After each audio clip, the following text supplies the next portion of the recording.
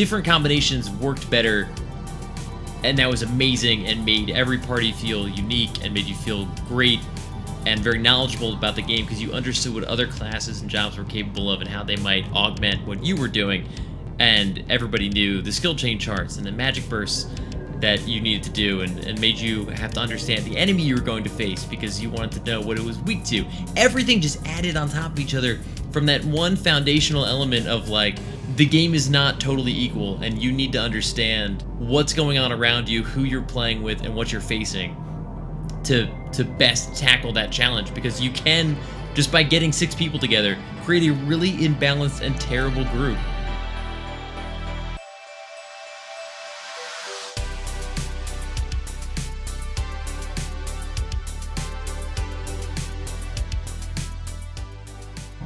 I used to not be anxious back in the 11 days would happen. Honestly, let's talk about that for 1 second.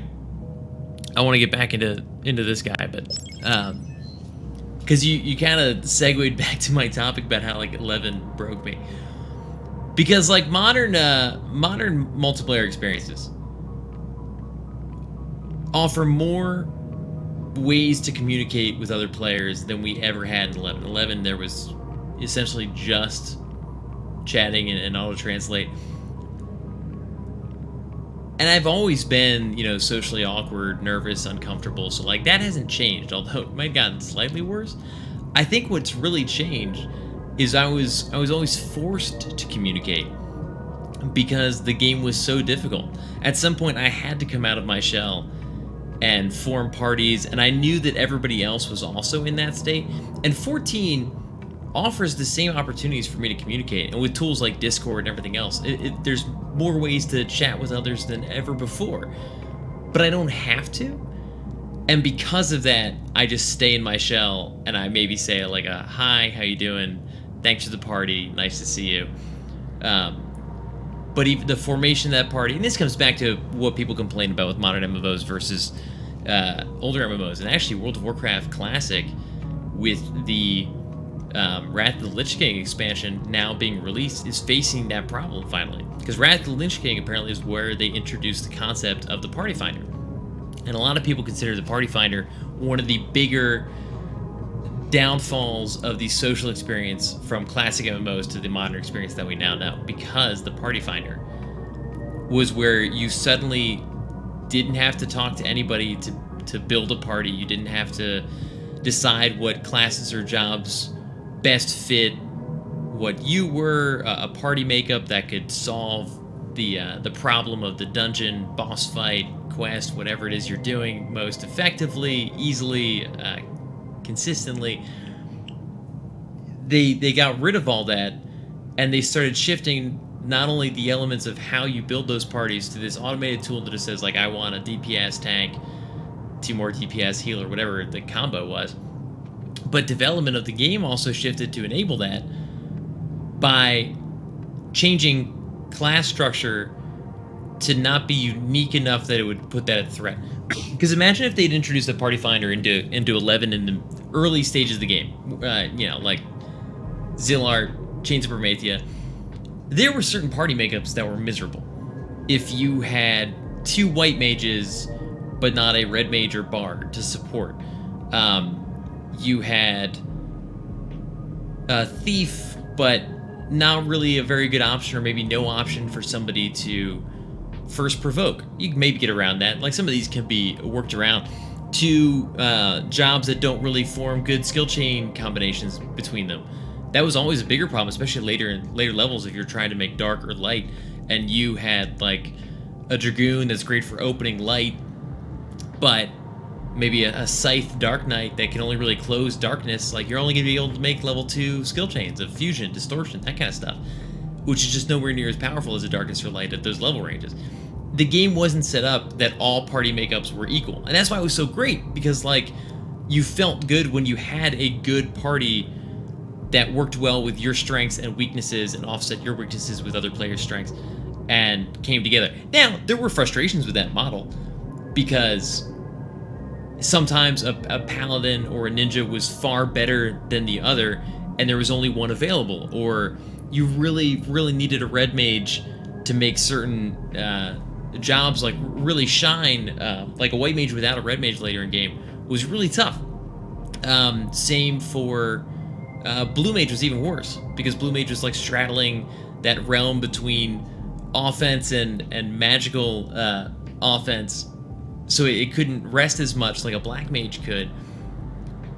But if you had a bard, ballads only, you know, took away from you having like accuracy and attack. So it wasn't that. The point is, different combinations worked better, and that was amazing and made every party feel unique and made you feel great and very knowledgeable about the game, because you understood what other classes and jobs were capable of and how they might augment what you were doing. And everybody knew the skill chain charts and the magic bursts that you needed to do, and made you have to understand the enemy you were going to face because you wanted to know what it was weak to.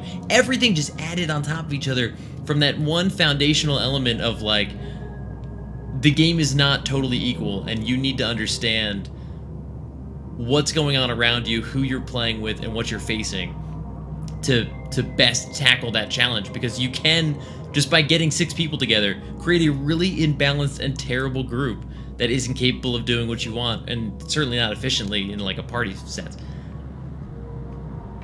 And modern MMOs shifted to the opposite direction of plug and play, so somebody doesn't have to fully understand the game. They don't have to know anybody else's class. They only need to know theirs, and they don't have to talk to anybody about it to figure it out.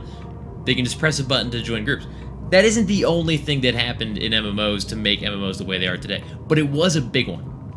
Wrath of the Lich King now is coming out. That was the expansion in World of Warcraft that introduced it, as far as I know. And there's big debate amongst the community of like, all right, do we want this on the classic server? Because originally Blizzard was saying, you know, hashtag no changes. That was the request from the community, and it was Blizzard's stance. And it has shifted to a debate of like some changes, because like certain things we consider to be sort of the downfall of World of Warcraft. And at what point does Classic just blend into the problems that people have with retail World of Warcraft and not become special anymore? It's fascinating to watch. I'm glad I'm on the outside of it, because I'm not really invested in Classic World of Warcraft, so I just get to watch how decisions are made. And, but it's crazy. Dark Rift, back in my day, let me tell you about how hard it is to level my dancer on wings. Dude, I feel that, because like that was one of the problems I ran into, was I loved Summoner so much, but Summoner was very weak in most party makeups. And honestly, even if you had a flawless party makeup, Summoner wasn't making that much better. Like I started to believe, I'm like, if I was a black mage or a thief or a dragoon or basically anything else, or a bard, I would have made this party better than if I was my current summoner. I tried to replace healers often, because that was a role that I could fill in the early days of, you know, like Chains of Prometheus and Zillard and stuff. And it wasn't super fun. I wasn't as effective as White Mage. I didn't have the tools that White Mage had. Now, I had a little bit of buffs that I could do, like Haska 2 from Garuda, and obviously the Stone Skin Earthen Ward from Titan, and then eventually, once I got Fenrir at level 50, being able to throw Ecliptic Howl and Ecliptic Growl were great. But even so, I was not the jack-of-all-trades, master of none that a red mage is. And I didn't have the offensive strength that a lot of those other jobs would have brought to the table. I didn't have the support strength that a red mage or a bard brought to the table. I didn't have the healing strength that a white mage brought to the table. And being just little bits and pieces of all of them really wasn't, I think, as strong as just having a dedicated one of them. But it was a fun job, and it was a ton of fun. And yeah, I also remember leveling Black Mage the last little bit when Black Mages had fallen out of favor in Wings of the Goddess, Treasures of Honor God. And like Black Mages never recovered in a party sense. Magic Bursting was one of the best elements of Final Fantasy XI ever. And it just got to the point where it wasn't as efficient, and it was just easier to just blast out all your weapon skills. Occasionally you get a skill chain, but it wouldn't be consistent enough to magic burst. A lot of the enemies would reflect magic, like Calibri. It was a lot harder to work around a black mage, and wasn't necessarily faster with one, so people weren't as fond of having a standard party with a magic burster backline black mage. So black mages started forming their own parties, and that's how the magic of 11 is that like life finds a way of like the Jurassic Park Ian Malcolm quote. Like black mages just formed their own parties by themselves, just destroying stuff. But not all classes could do that, and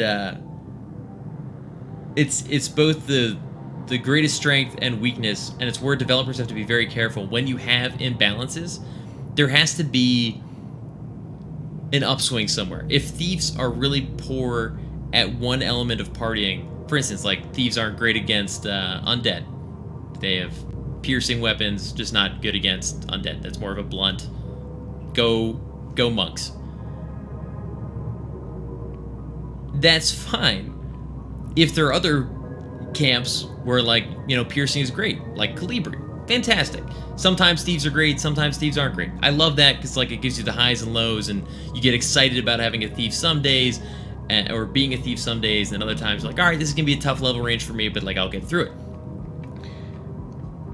But eventually it got to a point where it seemed like Square Enix didn't really know how to fix their own problem, and they couldn't fix the magic burst problem, or they didn't care to, or they thought it was just a community problem, and they're like, no, the numbers are fine, you guys just suck at playing the game. So developers have to be careful about that. But I don't even remember how we started all this. We started all this with the concept that Party Finder ruined MMOs. But yeah, the social interaction that used to be so easy for me, that the chatting with other people that were in an area, like I'd run by somebody, I'd be like, hey, are you doing this? Now, like, I don't talk to somebody unless I absolutely have to, and it's weird that I've become that way. I think part of it is that games have trained me into communicating less and less. And because I'm kind of like introverted anyway, the more they allow me to do that, the more they don't encourage me to break out of my shell, the more I just retreat. And occasionally I try to form like a link shell or a group in 14, but because it doesn't force you to, it's hard for me to, every time I log on, be like, all right, I'm going to be communicative today. I'm going to chat with the group.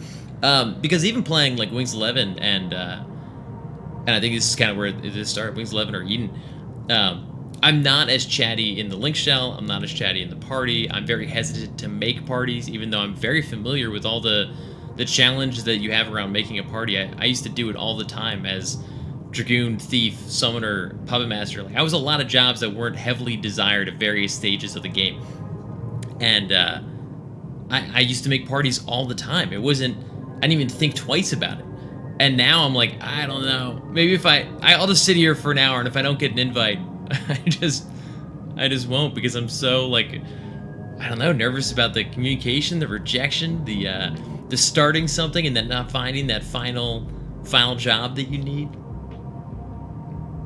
It's crazy. But conversely, what I wanted to talk about today, on the other side of that, is 11 did kind of break how I play games too.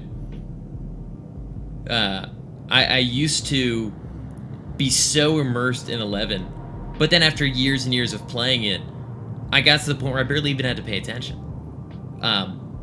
Because a lot of it's very slow paced. I knew I didn't have to research or learn about specific types of enemies, because if I was going to, a zone I'd been to before with enemies I'd been to before, I knew the threats, I knew the challenges, and how to face them. And in parties, it became routine, and a routine that I love. But we joked about this all the time. I'd watch TV, play while playing games. I'd play other games on the PSP or the Game Boy while playing that one, while watching movies or TV. I'd do homework. There was all sorts of stuff I was doing simultaneously. And I trained my brain into being like, a single video game is not exciting enough. You also have to be doing 3 other activities. And now I try to get into new games that I've never played before. I don't have the familiarity that I had with 11. And I want to have TV on the side. I want to be watching something. I'm like, I want to be doing 2 things. Like, I don't want to just be doing one. But I'm not familiar enough with the game to do that. So I'm either terrible at the game, or I don't get immersed and engaged because I don't let myself, because I want to be watching TV and doing all this other stuff. I can't tell you how many times I'm like, I really want to play that single player game or this new MMO or a new game that like I just can't figure out, or a multiplayer game. And I don't, because it's not the kind of game that I could also watch TV while playing, which is terrible. Like everyone, I break through that every once in a while and play some of the good stuff, but I have kind of like broken my brain and trained it, and I've been trying to back off of that and like just allow myself to actually become immersed in a single subject.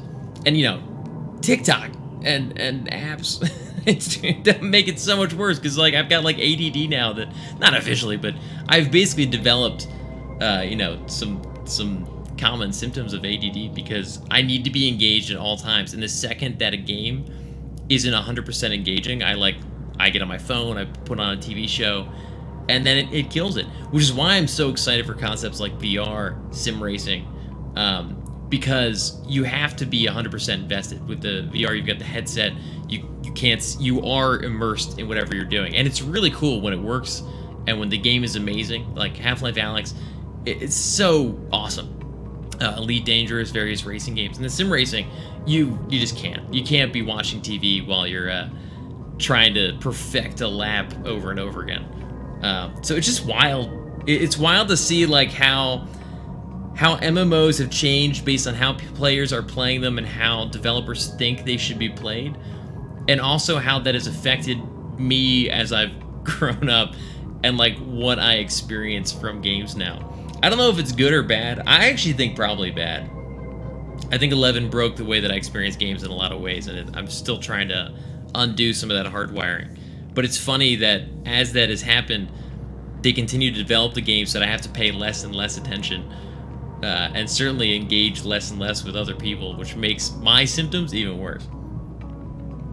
Anyways, I just went on like a 20-minute rant discussion. I don't know. You unlocked a lot of thoughts in my brain. Let me catch up on chat.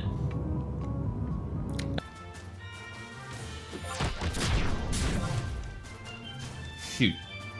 If he doesn't wake everybody up, he's just gonna skill chain you while everybody's asleep. Shit. Oh my god, he's really tough. He's very hard. I don't even know if I want to get up and try it again.